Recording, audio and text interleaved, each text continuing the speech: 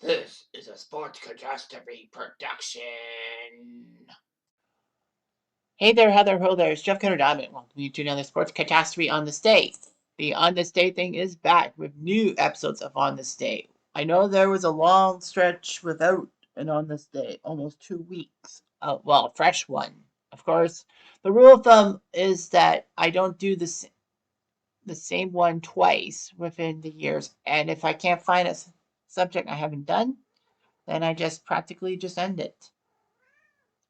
As cats are meowing in the background. Um, let's talk about on this day in 1972, Munich starts the Olympics. So the Summer Olympics started on August 26th and ended September 11th. No, of course, that was before September 11th was not known for you know what. Unfortunately, this, of course, is the Summer Olympics that is overshadowed by the Munich massacre in September. Now, I think I have done a sports catastrophe about the Munich massacre, but the picture you see if you're watching this on YouTube is of the best picture I can have without showing anything about the massacre because let's face it, we don't want to talk about the massacre. We want to talk about the actual Olympics. So it's 19. So in 1966, there was an IOC session in Rome, Italy. It was down to Munich, Madrid, Montreal, and Detroit to win the bid for the 1972 Summer Olympics. And in the first round of voting, Detroit was actually out. Both Detroit and Montreal only had 6 votes, which were the lowest. However, Detroit, I think on a tiebreaker, lost out. In round 2, Munich got 31 votes, whereas Madrid got 16, Montreal got 13, meaning that Munich had majority rules. So practically Munich did its job and won by majority rules. So that's what happened. They won by majority rules, and that's how they got the Olympics. This would be the second Summer Olympics in German history. 1936 in Berlin was the first, and obviously we all know about the problems with that Olympics and all that because of the Nazis. Germany actually became the second country after the States to have 2 different cities host the Summer Olympics. The West German government were eager to have the Munich Olympics present a democratic and optimistic Germany to the world, obviously because of all the hatred Germany has done throughout the years.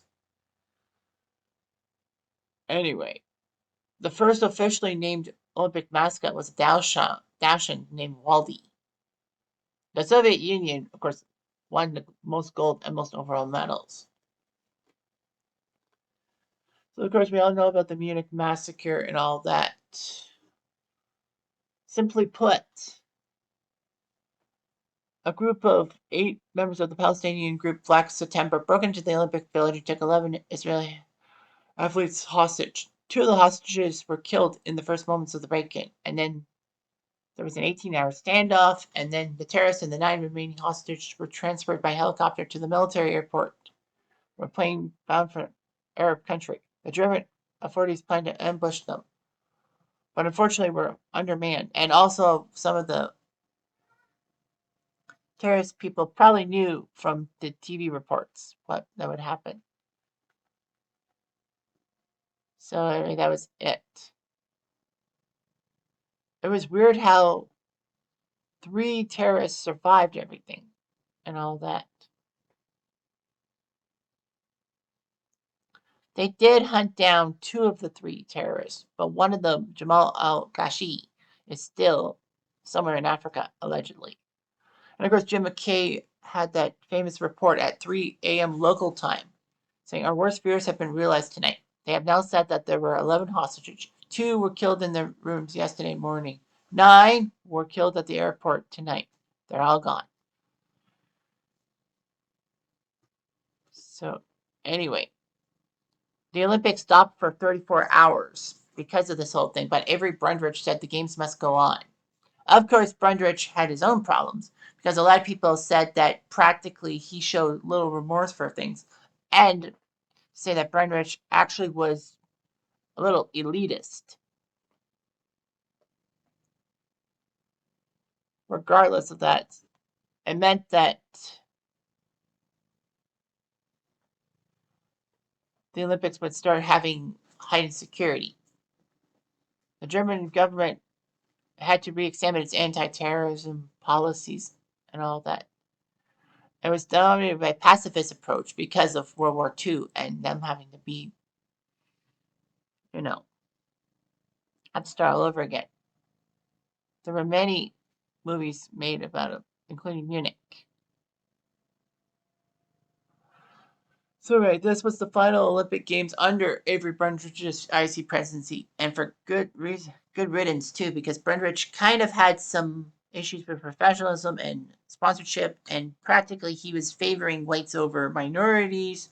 That's why a lot of people said that Jim Thorpe was not given his Olympic gold medals back, even though that when they protested, it was past the 30-day rule, meaning that Thorpe was legally allowed.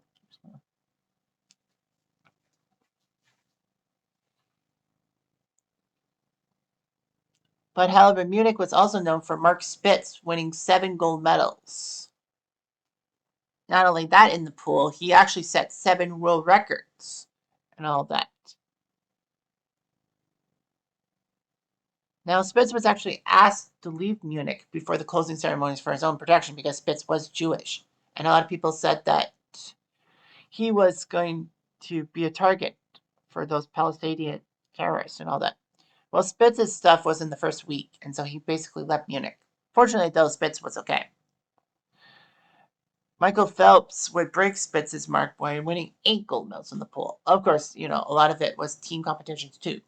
Olga Korbut became a media sensation from the Soviet Union after winning the gold medal in the team competition and winning the individual. Well, she could have won the all around, but she fell, meaning that her teammates won the gold. She won gold medals in the ballast beam and the floor exercise, so she was pretty much big and all that. I think Corbett won a gold medal in 1976, can't remember. Lasse Furin won the 5,000 and 10,000 meters, a very good double, which he repeated in Montreal in 1976. Valery Borzov shocked people by winning the 100 and 200 meters in track and field. Not the first time, not the last. The 100 meters event was notable because Eddie Hart and Ray Robinson, who were favored in everything, actually didn't compete in their quarterfinal heats because the American sprint coach was given the wrong time for the start. All 3 qualified American athletes were at ABC TV headquarters watching what they thought was replays of the morning preliminary races, but it was live coverage of the races they should have been in. Hart and Robinson missed their marks. Robert Taylor made it in time for his heat, but that was it. There was one tiny little problem. Two 400-meter runners from the U.S., Vincent Matthews, who won gold, and Wayne Collette, silver, unfortunately were talking to each other and failed to stand attention during the medal ceremony. The IOC basically banished them.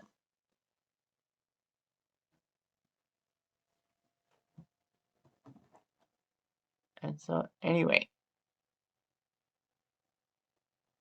Dave Waddle won the 800-meter gold. He was so shocked by it, he forgot to remove his golf cap. Some say it was a protest, but it was just basically Waddle forgetting about the cap. Fortunately, though, he wasn't punished.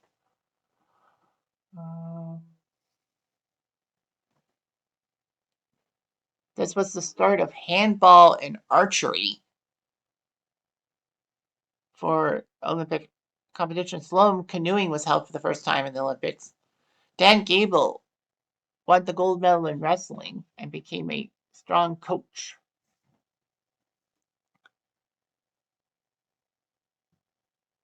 Well, Frank Shorter actually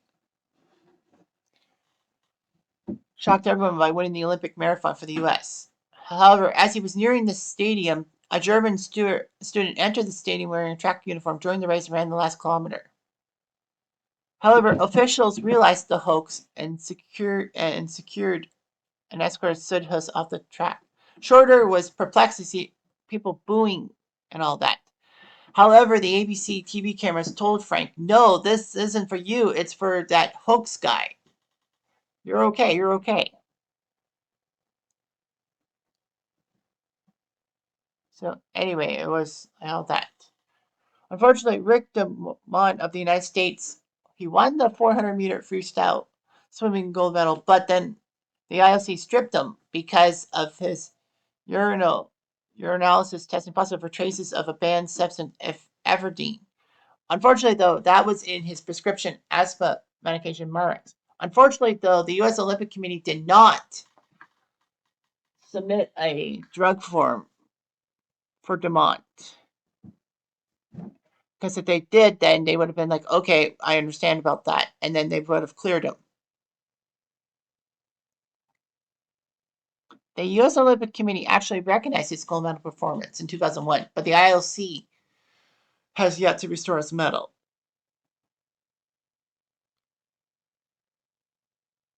Anyway, so that was what happened. But the 1972 Olympics will always be remembered, not just for the whole situation with the Munich massacre, but also because of the United States' loss to the Soviets in basketball, in men's basketball. The Americans were up 50-49, thanks to two free throws from future NBA coach and commentator Doug Collins.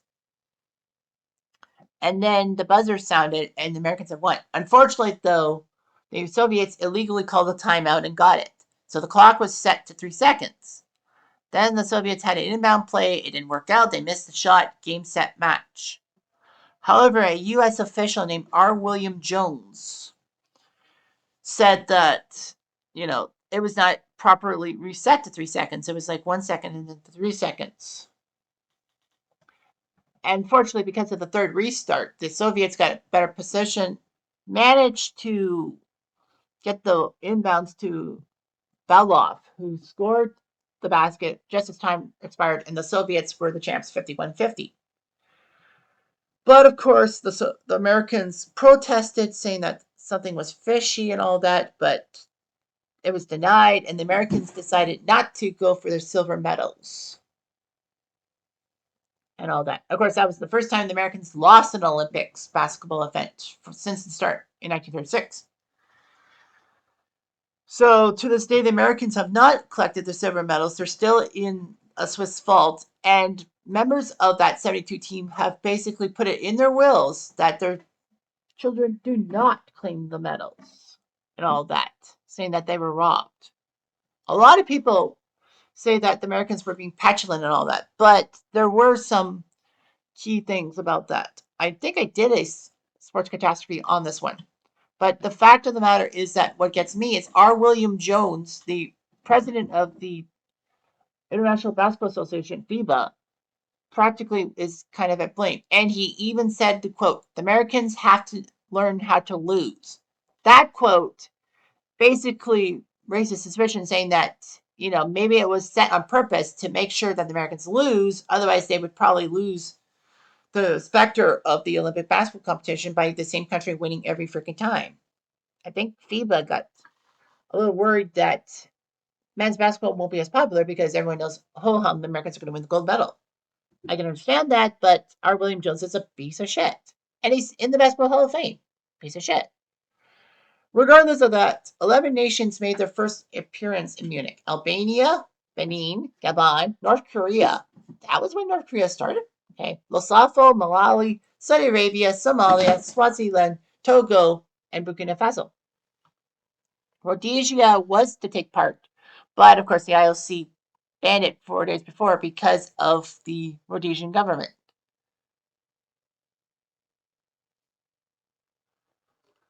So that was what it was. Medal counts. The Soviets won the most medals with 99 and the most golds with 50. The Americans second in medals in 94. East Germany shocked a lot of people by beating West Germany at their own game, winning the more golds than their democratic neighbors, and more medals. Canada, I don't know how many medals they got. I think they got 5, by my guess. I'm going to just take a look at the whole medal thing and see how Canada did. Yeah, I was actually right. 5 medals, 2 silvers and 3 bronzes. So that's not bad. Of course, for Canada, they were happy because in 1976 they would be hosting the Olympics and probably win a gold medal. Didn't happen. But anyway, Munich was supposed to be the Serene Games. It was supposed to be the games that saw Germany get into favor with everybody else, saying that they were a true nation and that they could put World War II and every batch behind them. But unfortunately, that turned out to be false. And Munich, unfortunately, was known for the Munich Massacre and Avery Brundidge's piece of crap work. That's all I'm saying. Anyway, I'm Jeff. I'm going to do